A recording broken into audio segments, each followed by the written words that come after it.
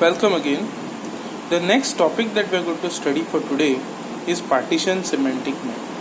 Now, as the name suggests, partition semantic net, it simply tells you that there are certain partitions which we have to make. Okay. When do we use this partition semantic net? So far, the semantic nets that we have seen, it did not contain any quantifiers. The sentences that we saw were just one-to-one sentences. But now, when there are quantities involved, okay, many to one to many, or many to many, in this case, okay, what comes handy is partition semantic net. You cannot draw a normal semantic net when there are quantified expressions. Okay, partition semantic net is used to represent the quantified expressions in the semantic nets. One way to do this is to partition the semantic net into hierarchical set of spaces, each of which corresponds to the scope of one or more variable. Okay. Now you will understand this when I go further. Okay. Now please consider this example. The dog bit the mail carrier. Okay. As this is one dog and one mail carrier. Okay. The sentence is not quantified, and as a result partitioning is not required. So using the semantic net concept that I had taught in the previous video, the same thing can be written like this. Okay, let D be the subclass of dogs. So D is a dog. Let B is a bite. B is a subclass of bite, and M is a subclass of mail carrier. Okay, so then what is the relationship between D, B and M? The dog D, he has bit the mail carrier. B, bit means he has bitten. Okay, there is a bite involved. Okay, so the relationship then that is established is, okay, bites assailant is dog. So the arrow goes this way, right? If I draw the arrow in the other direction, okay, if the arrow goes from D towards B, then still the relationship here is assailant. But how will you read this? It means dog is assailant of bite. And if the arrow goes in this direction as it is shown, it is bites assailant is dog. Similarly, what's the relationship between mail carrier and the bite? Mail carrier M is victim for the bite. Okay, and if the arrow is in the other direction, it simply means bite's victim is the mail carrier. So as you have realized that in this case the arrows can be drawn in any direction, because the word here is victim and assailant. Okay, but if this word over here was victim of, if I had written here victim of, then the arrow would be always from M to B, because it is the mail carrier who is victim of B. Okay, so if I had written here victim of, then you could not have drawn arrow directing towards M from B, the other way around. Okay, because bite is not victim of mail carrier, it is mail carrier who is victim of bite. Okay, but when I just write victim, arrow can go in any direction, because both ways it is true. You may even end up drawing bidirectional arrows. Okay, but here in this example, since there are no quantities involved, we have not actually used partitioning method here, so partition semantic net is not there. But now please consider another example. Okay, every dog has bitten a mail carrier. Every dog has bitten a mail carrier. So when I say every dog, there is a quantity involved here. Okay, when I say a mail carrier, it may not be every mail carrier, but few of them, some of them, right?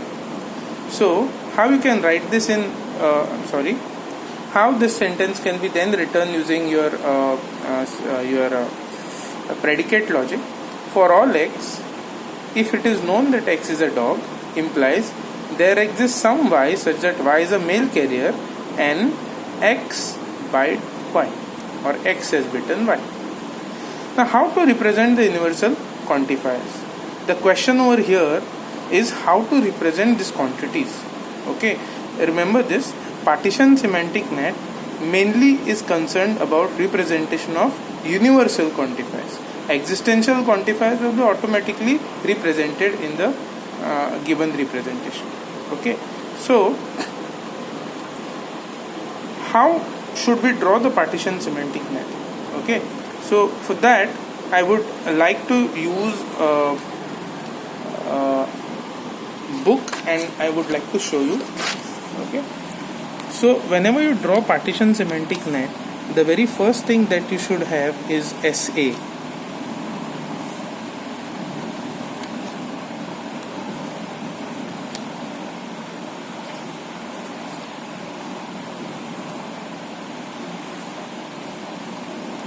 SA is the outer partition. SA means it is the assertion that is made. Okay, SA means the space. It's basically a space of the partition semantic net. Okay, so remember this, SA means it is the space, the total space that is available of the partition semantic net. Okay, then we use a letter G, small g, and that small g stands for the assertion given above. What is the assertion given above? Assertion is that every dog has bitten a mail carrier. So we will now draw a node G.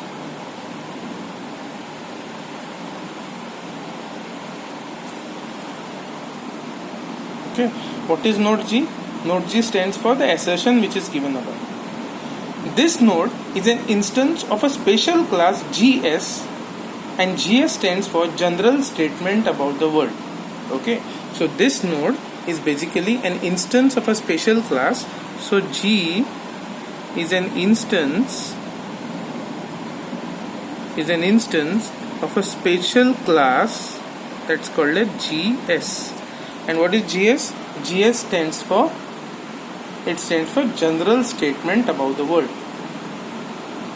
Okay, so you see, in this particular space, everything that is not quantified, okay, all the objects, all the classes, okay, all which are not quantified will be represented in this outer space. Then universally or existentially quantified elements will be then represented in the next space, which I am going to draw now, and that next space is this.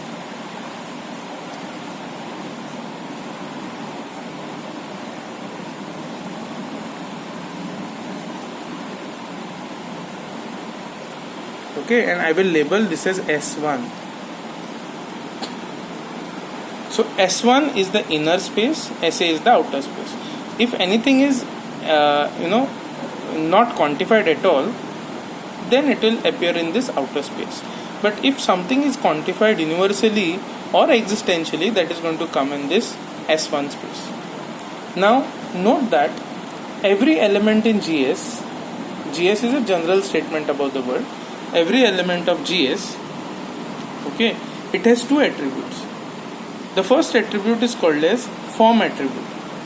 Form attribute, it states the relation that is being asserted. So the relation that is going to be asserted is going to come here. So G is going to have one link called as form. Okay, so what is the form attribute? Form attribute states the relation that is being asserted. And G also has the second attribute that's called as for all connection. Okay, for all connection.